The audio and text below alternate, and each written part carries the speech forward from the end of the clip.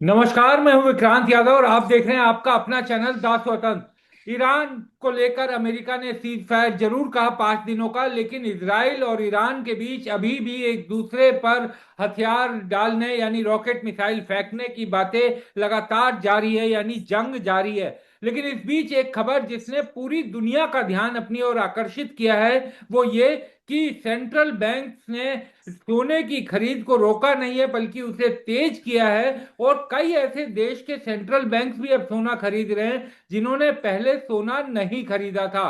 तो युद्ध के बीच सेंट्रल बैंक के रुख में आए इस बदलाव को समझने के लिए डॉक्टर शरद कोहली हमारे पास है, हमारे साथ हैं। वित्तीय विशेषज्ञ हैं, राष्ट्रीय अंतर्राष्ट्रीय खबरों पर बड़ी पैनी निगाह रखते हैं। डॉक्टर साहब, बहुत बहुत स्वागत है द स्वतंत्र पर। नमस्कार विक्रांत, आपको और स्वतंत्र के सभी स्वतंत्र फॉलोअर्स भी और सब्सक्राइबर्स को मेरा अभिनंदन। शुक्रिया सर। सर, ये क्या खबर है सर सेंट्रल बैंक से? क्योंकि ये माना जा रहा था, कुछ ऐसी खबरें सोशल मीडिया पर चल रही थी कि कुछ सेंट्रल बैंक अपने गोल्ड को बेचकर इस समय डॉलर ले रहे हैं क्योंकि उन्हें तेल खरीदने के लिए डॉलर चाहिए।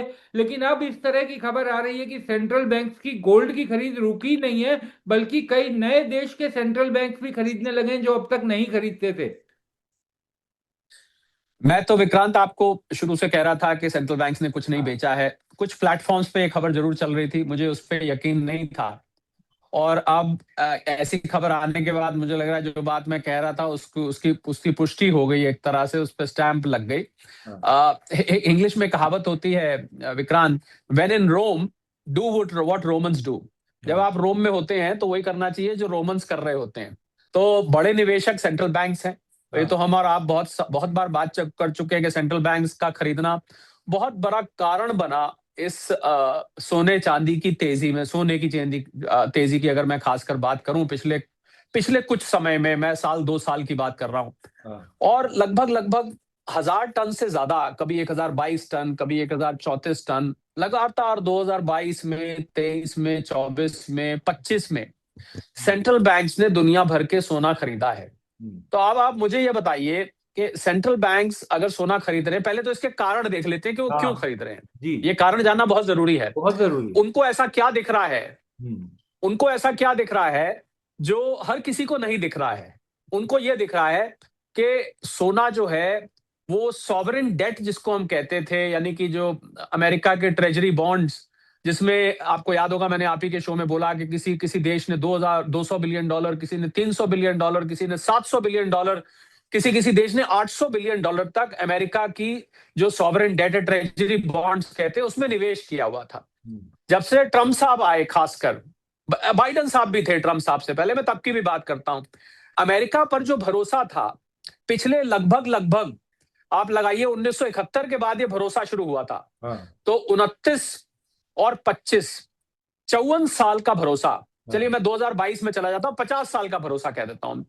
50 साल का भरोसा अमेरिकी अर्थव्यवस्था पर लोगों का, या लोग कौन है, लोग हैं देश, हाँ। और उन देश के सेंटर, उनका भरोसा टूटने लगा कि हम्म। ये देश अब ऐसा नहीं रहेगा जैसे पहले था। और ट्रम्प साहब के आने के बाद तो ऐसा लगता है कि एक्सेलरेटर दब गया। हम्म। यानी कि जो ट्रम्प साहब निर्णय लेने लगे, खासकर टैरिफ से संबंधित, और जब उन्होंने फेडरल रिजर्व में हस्तक्षेप करने की खबरें आई कि भाई वो देश का जो सेंट्रल बैंक है उनका, उसको फेडरल रिजर्व कहते हैं, उसमें वो हस्तक्षेप कर रहे हैं। कभी वो जेरोम पावल को शब्द इस्तेमाल करते हैं, मैं वो इस्तेमाल नहीं करना चाहता शब्द।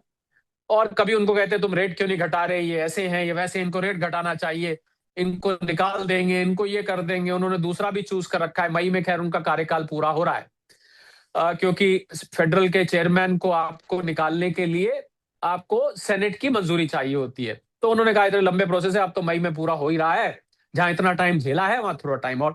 तो ये हस्तक्षेप फेडरल रिजर्व में, हम्म। ये दुनिया भर के सेंट्रल बैंक्स को इसने विचलित कर दिया। हम्म। क्योंकि अमूमन क्या होता है कि सरकार और सेंट्रल बैंक दो अलग अलग पिलर्स होते हैं। ये ठीक है कि दोनों आपस में कोऑर्डिनेशन में काम करते हैं, पर जब सरकार का जरूरत से ज्यादा हस्तक्षेप हो जाए, मॉनेटरी पॉलिसी कंट्रोलर एमपीसी जिसको हम बोलते हैं, तो वो दूसरे निवेशकों का विश्वास हिल जाता है। हम्म। तो इस हिले हुए विश्वास की वजह से, और दूसरा कारण ये था कि अमेरिका में मंदी की आहट, आप देखिए कोई स्वीकार करे ना करे, हाँ। पर सेंट्रल बैंक्स के पास बहुत बड़े लेवल के रिसर्च एनालिस्ट हैं, अर्थशास्त्री हैं, उनके पास फाइनेंस स्कॉलर्स हैं, वो ऐसी चीज भांप लेते हैं जो आम आदमी, आम निवेशक नहीं भांप पाता। उन्होंने भांपा कि अमेरिकी अर्थव्यवस्था वास्तविक रूप से इस समय रिसेशन में है, मंदी में है, पर उसको किसी तरह ऊपर दिखाया जा रहा है। ऐसा लग रहा है कि आर्टिफिशियली कुछ ऐसी चीजें करी गई हैं, कोई लॉबी है वहां पर जो काम कर रही है।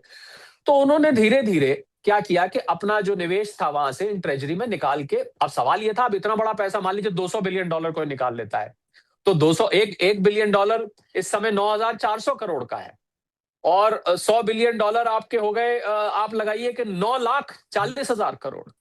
तो आपको $200 बिलियन मतलब आप 18-19 लाख रुपए, मैं रुपए में बात करता हूं, दर्शकों को, आपके फॉलोअर्स, व्यूअर्स, सब्सक्राइबर्स को आसानी रहेगी समझने में। तो 18-19 लाख करोड़ अब निकाल के मैं कहां लगाऊंगा? मुझे कोई ऐसा ऐसा एसेट चाहिए जिसपे उतना ही भरोसा हो जितना मुझे कुछ समय पहले यूएस के ट्रेजरी बॉन्ड पे हुआ करता था। तो सोना ही केवल एक ऐसा माध्यम दिखाई दिया इन सेंट्रल बैंक्स को, दुनिया भर के सेंट्रल बैंक्स को, जिसमें कि पैसा रखा जाता है। तो उन्होंने इस पैसे से सोना खरीदा और लगातार 2022 में हजार और ये हजार से ऊपर ही रहा, 1034, 1022, 1000 लगातार कंसिस्टेंट। और जबकि पहले ये जो नंबर खरीदते पहले भी थे, ऐसा नहीं था कि पहले नहीं खरीदते थे, पर पहले ये नंबर इससे आधा भी नहीं होता था, 500 से भी कम हुआ करता था। तो ऑल ऑफ ए सडन जब जब निवेशकों ने इसको खरीदना शुरू किया, तो उस कारण से सोने चांदी की कीमतें धीरे धीरे मजबूत हो गई। और 2025 में तो जो हुआ वो सबको विदित ही है। आपके न जाने कितने इस पर वीडियोस होंगे कि सोना चांदी जो है कहाँ किस रफ्तार से बढ़ा, खासकर जनवरी 2026 तक ये बिल्कुल लगातार ऊपर जाता रहा। फिर 28 जनवरी को जो हुआ, इंग्लिश में बोलते हैं एज दे से हिस्ट्री, आज भी अभी 4,400 $4,500 के आसपास खड़ा हुआ है। पर अभी जो कारण बने हुए हैं वो असाधारण कारण है, असामान्य कारण है, और वो कारण ऐसे हैं जो कि आमूमन देखे नहीं जाते हैं। रहा कि अमेरिकी अर्थव्यवस्था पर विश्वास। दूसरा, बहुत सारे लोग यही समझते हैं कि जब महंगाई बढ़ती है तो उस कारण से सेंट्रल बैंक्स रेट्स बढ़ाते हैं तो सोना सस्ता होता है। यही हम बात करते रहे हैं। बिल्कुल। पर हकीकत यह है कि जब ये इन्फ्लेशन व्यापक इन्फ्लेशन पूरे विश्व में फैल जाती है, तो ऐसे में जो सरकारें क्या करती हैं, कुछ खासकर अमेरिका जैसी सरकार नोट छापने शुरू कर देती है, डॉलर छापने शुरू कर देती है। अब जब डॉलर छपते हैं तो इससे महंगाई और बढ़ती है। इसको डेफिसिट फाइनेंसिंग कहते हैं। देशों का ट्रेड जो फिस्कल डेफिसिट बिगड़ जाता है, और डेफिसिट फाइनेंसिंग करने के लिए बहुत सारे देश अपने नोट छापने लगते हैं, करेंसी छापने लगते हैं। इससे महंगाई को और हवा मिलती है। तो महंगाई जब बहुत ज्यादा बढ़ती है तो उससे जो रुपए की कीमत है, रुपए मेरा मतलब करेंसी की कीमत है, वो करेंसी की कीमत गिरने लग जाती है। तो जो लिखा होता है भारतीय रुपए में, मैं धारक को इतने रुपए अदा करने का वचन देता हूं, आपको ज्यादा पैसे चाहिए होते हैं थोड़ा सामान खरीदने के लिए। तो ऐसे में फिर सोने के ऊपर भरोसा बढ़ जाता है। यानी कि शुरू में जब महंगाई बढ़ती है और फेडरल बैंक यानी दुनिया भर के सेंट्रल बैंक्स जब रेट बढ़ाते हैं तो सोने पे थोड़ा सा नेगेटिव असर होता है। परंतु जब ये व्यापक हो जाता है तो फिर सोना भागने लगता है, क्योंकि फिर सोने पर लोगों का विश्वास बढ़ने लगता है और सोने में लोग निवेश करने लग जाते हैं। दूसरा कारण रहा। तीसरा कारण रहा कि सोने की जो सप्लाई थी वो लिमिटेड हो गई, और लिमिटेड सप्लाई होने से लोगों को ये लगने लगा। अब इस समय जब हम बात कर रहे हैं विक्रांत, शायद कम लोग जानते हैं, धरती में सोने का भंडार रह गया है। 5 से 10 हजार टन हर साल सोना खनन किया जाता है, निकाला जाता है धरती से। तो अब आप कैलकुलेट कर लीजिए, मेरे अनुमान के हिसाब से 15 साल तक, आज से 15 साल तक यानी कि 2041 तक सोना धरती से समाप्त हो जाएगा। यानी कि कोई सोना नहीं बचेगा जिसको आप निकाल सकते हैं। ये भी क्योंकि, और सेंट्रल बैंक को ये पता था कि ये सीमित मात्रा में है और ये बहुमूल्य धातु है, ये बहुमूल्य धातु है, इसको रखना चाहिए। और एक और कारण इसका ये रहा कि डॉलर का जो वर्चस्व था, डॉलर की जो डोमिनेंस थी दुनिया भर में, तो डी डॉलराइजेशन की तरफ दुनिया बढ़ने लग गई। उनको दिखा कि ब्रिक्स ने पहले बात करी, उसके बाद युआन, चाइनीज युआन बार बार उभर के, अब चाइना तो बार बार इस बात को कहता है कि हमारे युआन को आप आगे बढ़ाइए, हमारे युआन को भी आप अंतरराष्ट्रीय करेंसी बनाइए। और हाल में चाइना ने यह कहा कि आप युआन की वैल्यू गोल्ड से लिंक कर दीजिए। और आपके जूम पॉडकास्ट में मैंने पहले एक बार बोला, 1971 से पहले रिचर्ड निक्सन साहब जब अमेरिका के प्रेसिडेंट होते थे, उससे पहले गोल्ड स्टैंडर्ड हुआ करता था। यानी कि किस देश की करेंसी में कितनी ताकत है, उस देश के पास कितना गोल्ड है, इस पर निर्भर हुआ करता था। निक्सन साहब ने आके 1971 से ये सारा का सारा परंपरा बदल दिया और उन्होंने डॉलर को आगे कर दिया, सोने को पीछे कर दिया, और तब से डॉलर का बोलबाला होने लगा। आज 60 से 70% दुनिया का ट्रेड डॉलर में किया जाता है। तो अब अमेरिकी अर्थव्यवस्था कमजोर होने से, और खासकर ट्रंप साहब की जो ये नीतियां थी अपने आप को आइसोलेट करने की, दुनिया भर के ऊपर प्रोटेक्शनिस्ट पॉलिसी लगाने की, इन सारी पॉलिसीज की वजह से ऐसा महसूस किया जाने लगा कि वो गोल्ड स्टैंडर्ड वापस आ सकता है। यानी कि डॉलर इतना कमजोर हो जाएगा। तो अगर डॉलर कमजोर हो जाता है तो आपको कोई एक तो चाहिए ना चीज, जैसे दुनिया भर में अगर मैं मान लीजिए सिंगापुर डील कर रहा है जर्मनी से, या कोई और देश किसी और, तो भाई किस चीज में नापेंगे? आपकी करेंसी कुछ और है, उनकी कुछ और है। तो सोने को अगला स्टैंडर्ड माना जा रहा है, अगला मापदंड माने जा रहा है जैसे जैसे। और मैं आपको ये बात बताऊं कि ये जो युद्ध चल रहा है, इस युद्ध के बाद अमेरिकी अर्थव्यवस्था और कमजोर होकर निकलेगी विक्रांत। बिल्कुल, अमेरिकी अर्थव्यवस्था और कमजोर होगी। जैसे ही युद्ध के बादल छटेंगे तो फिर क्या पाया क्या खोया, इसका असेसमेंट किया जाता है। तो अमेरिकी अर्थव्यवस्था आपको आंतरिक रूप से पहले ही कमजोर थी, और कमजोर होकर अभी तो ध्यान सबका युद्ध मिसाइल्स पर है, और बिल्कुल। क्या क्या नाश हो रहा है, क्या सर्वनाश हो रहा है, इस पे सबका ध्यान है। जैसे जैसे ये युद्ध के बादल छटेंगे, जब भी छटेंगे, हो सकता है जल्दी ना छटे, पर अगर बहुत लंबा चला तब भी अर्थव्यवस्था के ऊपर ध्यान जाएगा वापस। बिल्कुल, क्योंकि अर्थव्यवस्था को आप ज्यादा टाइम तक आप उसको इग्नोर नहीं कर सकते हैं। ट्रंप साहब कितने भी शगुफे छोड़ दे, पर अर्थव्यवस्था की तरफ देखना पड़ेगा मुड़ के। अभी वो टैरिफ भूले हुए हैं, ग्रीनलैंड भूले हुए हैं, बीच में क्यूबा का नाम बोल देते हैं, क्यूबा क्यूबा भी भी आ मुझे गया। चाहिए वगैरह वगैरह। हाँ, तो इसलिए इसलिए डी डॉलराइजेशन बहुत बड़ा कारण बना सेंट्रल बैंक्स के, या डी डॉलराइजेशन का अनुमान, डॉलराइजेशन का एंटिसिपेशन कारण बन गया। सेंट्रल बैंक ने कहा भैया अब ये डॉलर का ये जो हम सामान रख के बैठे हैं अपने अपने फॉरेक्स रिजर्व्स में, इसको रखने का फायदा नहीं है, इसको धीरे धीरे कम करो और सोने को बढ़ाओ। तो ये कुछ कारण रहे हैं विक्रांत, जिसकी वजह से इन सेंट्रल बैंक्स ने अपने पास सोना इकट्ठा किया है। अब जरूरी बात यह है, अब आप कहेंगे, लोग सोचेंगे यार सेंट्रल बैंक ने सोना इकट्ठा किया है, भाव तो गिर के $5600 से गिर के $4400 तक आ गया, पीछे तो 40,000 4,000 तक चला गया था पीछे, जब अभी 2-3 दिन पहले। तो इसमें क्या है कि अगर सेंट्रल बैंक्स इस समय सोना नहीं बेच रहे हैं, पर फिर भी कीमत नीचे आ रही है, तो सेंट्रल बैंक्स को एक एक अवसर इसमें दिखाई दे रहा है। ये एक अवसर की तरह इसको देखना चाहिए कि एक ऐसा अवसर है जिसका हम लाभ उठा सकते हैं, तो और सस्ती दर पे हम और सोना ले सकते हैं। तो अभी तो देखिए ना, उन्होंने जनवरी में भी खरीदा होगा, दिसंबर में भी महंगा खरीदा होगा, इस समय उनको सस्ता मिल रहा है।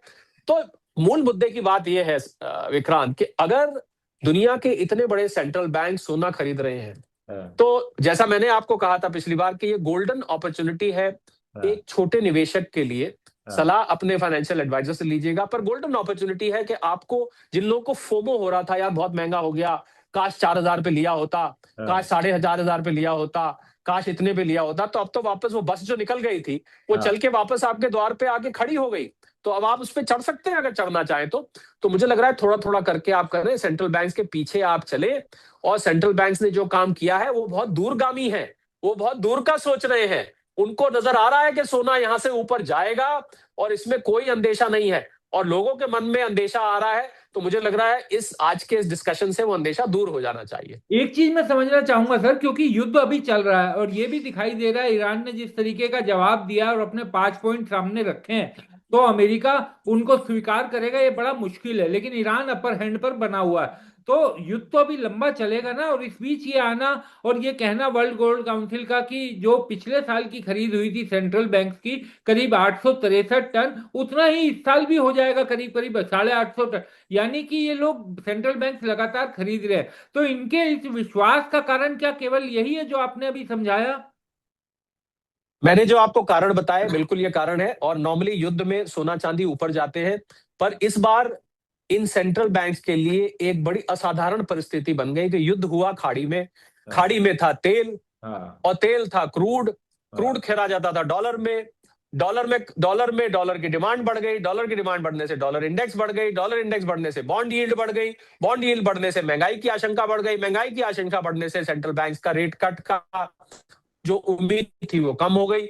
इस कारण से सोना चांदी प्रेशर में आया। और आपको मैं एक और जरूरी बात बताना चाहूंगा विक्रांत जी, इस तो मौके पे चौका बोलते हैं ना, तो इसमें 2 मौके के चौके हैं। अब आपको मैं बताऊं ये सारी खेल में, एक मौके का चौका सेंट्रल बैंक्स लगा रहे हैं, क्योंकि उनको सोचिए आप, जिस सेंट्रल बैंक ने $5600 पे जनवरी में खरीदा हाँ। होगा, आज उसको वो सोना $4400 या 4000 तक, 4100 4000 भी मिला था पीछे जब गिरा था। एक ये मौके का चौका लगाया सेंट्रल बैंक्स ने। दूसरे मौके का चौका किसने लगाया? जैसे ही डॉलर इंडेक्स ऊपर गया, कॉमेक्स में मेरे कुछ मित्र कॉमेक्स में मेरे साथ पढ़े हुए हैं, मैंने हार्वर्ड से पढ़ा हुआ हूं, और मुझे जब प्रोजेक्ट मिला था हार्वर्ड में, तो मुझे न्यूयॉर्क स्टॉक एक्सचेंज में भेजा गया था, और मैंने फर्स्ट हैंड एक्सपीरियंस लिया हुआ है कि वहां पर कैसे ट्रेडिंग होती है। दूसरा मौके का चौका जो मैं आपको बता रहा हूं, वो लगाया है सटोरिये कॉमेक्स में जो बैठे हैं उन लोगों ने। बड़ा भारी मौके का चौका लगाया, और इस मौके के चौके लगाने में विक्रांत, ट्रम्प साहब का वो जो ट्वीट था कि हम 5 दिन के लिए टाल रहे हैं, जब ये 4000 से बढ़ के 4400, 4500, 4600 पहुंचने लग गया था, वो भी एक मौके का चौका था। और जिन सटोरियों ने बेचकर खरीदा है, उन सटोरियों ने भी चौका लगाया। भाई, तो मैं बता दूं, क्योंकि कुछ लोग इस बात से कंफ्यूज हो जाते हैं, कि बहुत सारे लोग आपके चैनल पे नए भी जुड़ते होंगे, कि आप खरीद के महंगा बेच के भी कमा सकते हैं, और आप महंगा बेच के सस्ता खरीद के भी कमा सकते हैं। इसको शॉर्ट सेलिंग कहते हैं। यानी कि मैंने $5000 पे बेचा, मेरे पास कुछ नहीं था, मैंने सिर्फ एक कॉन्ट्रैक्ट बेच दिया, और कॉन्ट्रैक्ट एक्सपायरी से पहले मैंने $4500 का खरीद लिया, तो मैंने ना लिया ना दिया, ना मैंने लिया, $500 का मुझे प्रॉफिट हो गया पर लॉट। तो इसको शॉर्ट सेलिंग कहते हैं। इस शॉर्ट सेलिंग का मौके का चौका मैं कह रहा हूं कि उन सटोरियों ने, उन स्पेकुलेटर्स ने, उन फॉरवर्ड ट्रेडर्स ने, आप जिस भी नाम से, डेरिवेटिव ट्रेडर्स ने, आप जिस भी नाम से उनको बुलाना चाहते हैं, उन्होंने मौके का चौका ये लगाया कि उन्होंने गिरावट करके, और ये इतने भारी कॉन्ट्रैक्ट्स हो जाते हैं कि ऐसा लगता है सोना डूब गया, सब खत्म हो गया। आप देखिए ना, जब $4000 आ गया था, तो 1,30,000 प्रति 10 ग्राम से भी नीचे आ गया था, आपको याद होगा, अभी कुछ दिन पहले की बात है। और देखिए, अगर इस रफ्तार से गिर सकता है विक्रांत, तो क्या इस रफ्तार से चढ़ नहीं सकता है? आपने देखा कि 4000 आया, उसके बाद सीधा $4500, $4600 चला गया। $400 अब फिर प्रेशर में आया है। क्यों? बिल्कुल फिर प्रेशर में आया है विक्रांत। क्यों प्रेशर में आया है? क्योंकि जिस शांति की उम्मीद बन रही थी ट्रम्प साहब की वजह से, अब बहुत सारे लोग कह रहे हैं कि ट्रम्प साहब की एक चाल है शायद, कि वो या तो झूठ है या चाल है। चाल ये है कि वो अपने पैरा ट्रूपर्स को अब खर्ग आइलैंड और बाकी द्वीपों द्वीपों में ईरान में उतारना चाहते हैं। मरीन ट्रूपर्स जिनको कहते हैं, वो रास्ते में है। वो 4-5 दिन का टाइम चाह रहे थे कि ये लोग आ जाएं, उसके बाद फिर हम इनके ऊपर जमीनी हमला करेंगे, क्योंकि ईरान ने सिरे से खारिज कर दिया है किसी भी बातचीत को। ईरान ने कहा है बिल्कुल हमारी कोई बातचीत नहीं है, डर गए, ये पीछे हट गए, और ये सिर्फ अपने आप से बातचीत कर रहे हैं। ईरान ने तो यहां तक कह दिया कि अपने आप से बातचीत कर रहे हैं, हमसे बिल्कुल कोई बात नहीं हुई है। तो अभी क्योंकि शांति की उम्मीद अब धीरे धीरे खत्म होती जा रही है, विक्रांत ध्यान दीजिएगा, इसलिए सोना आपको और प्रेशर में अभी नीचे आया है। और एक बात और बता दूं, जो शायद बहुत सारे लोग भूल गए हैं, 27 मार्च यानी कि कल कॉमेक्स पर मंथली एक्सपायरी है। 27 मार्च को याद रखिएगा, कॉमेक्स पे मंथली एक्सपायरी है। मंथली एक्सपायरी का मतलब होता है कि जिन लोगों के सौदे खड़े होते हैं पूरे महीने के, उनको सौदे वो काटने पड़ते हैं, वरना वो स्वयं कट जाते हैं, और उसका प्रॉफिट या लॉस आपको देना पड़ता है। तो इस बार क्योंकि ज्यादातर गिरा है फिर उठा है, तो आपको कल रात भारतीय समय के अनुसार, आज रात को या कल, आपको सोने में और ज्यादा वॉलेटिलिटी दिखाई देगी। और कोइंसिडेंटली ये वही दिन होगा जब ट्रम्प साहब की 5 दिन की वो डेडलाइन एक्सपायर हो रही होगी। उसके बाद ट्रम्प साहब क्या करते हैं, तो इसलिए सोने में भारी उतार चढ़ाव के लिए तैयार हो जाइए।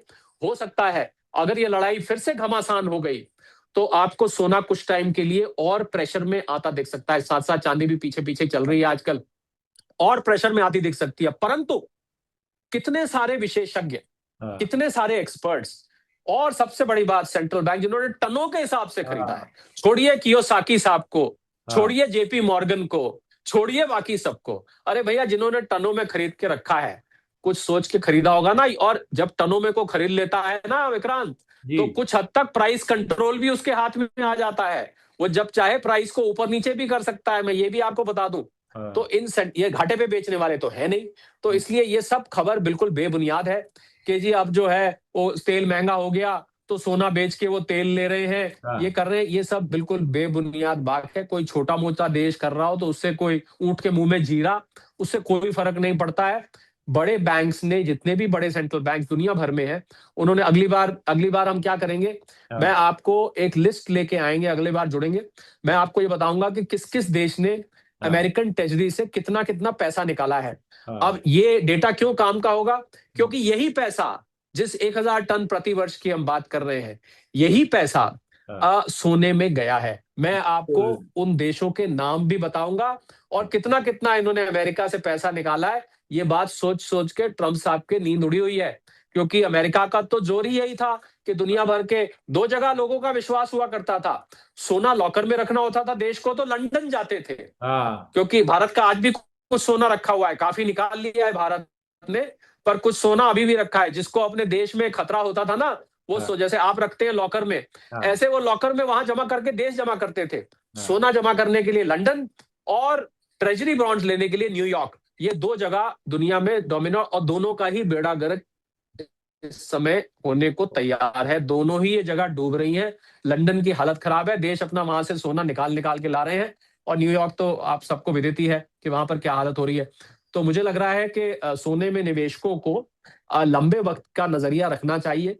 छोटे वक्त के ये उतार चढ़ाव आपको विचलित नहीं होने देने चाहिए, आपको विचलित नहीं अपने आप को करना चाहिए, क्योंकि ये उतार चढ़ाव एक असामान्य, असाधारण, एक्स्ट्रॉर्डनरी, बार बार ना घटने वाले इवेंट के कारण है जो कि वहां हो रहा है। इसमें बहुत सारी चीजें प्ले कर रही हैं। इस समय जियो पॉलिटिक्स के ऊपर हावी हो गया है क्रूड ऑयल की कीमतें, यूएस डॉलर, और वो डॉलर इंडेक्स, और वो बॉन्ड यील्ड। ये बॉन्ड यील्ड 10 साल की होती है, 30 साल की होती है, ऐसा माना। देखिए, कमाल की बात मैं आपको बताऊं, जी। इसी से संबंधित, वो जो बॉन्ड यील्ड होती है इस समय वो 4.25 4.5 के बीच में घूम रही है। जो 10 साल की यील्ड को ज्यादा समझा जाता है, 30 साल के भी बॉन्ड्स होते हैं। अब देखिए कि बॉन्ड यील्ड बढ़ी, पहले 3.5 4 के बीच में घूम रही थी, अब 4 से ऊपर निकल गई। तो ऐसा माना जाता है सैद्धांतिक तौर पर कि जब बॉन्ड यील्ड बढ़ती है तो लोगों का निवेश सोने चांदी जैसे एसेट से हटके बॉन्ड में आ जाता है कि भाई इसमें अब हमें ज्यादा रिटर्न मिल रहा है, ये बॉन्ड यील्ड है। पर अभी तो आया नहीं। सटोरिये इस खबर को भुनाकर मौके पे चौका लगाते हैं। हाँ। मैं आपको ये बताना चाह रहा था, अब ये बॉन्ड यील्ड तो 10-10 साल की है, मुझे वो यील्ड मिलेगी जाके 10 साल बाद, हर साल मिलेंगे, पर मैं निवेश तो 10 साल के लिए कर रहा हूं ना, उसकी हाँ। ठीक है ट्रेडिंग होती है। पर ये सटोरिये क्या करते हैं, खबर को पकड़कर हाँ। और ये शॉर्ट सेलिंग कर देते हैं।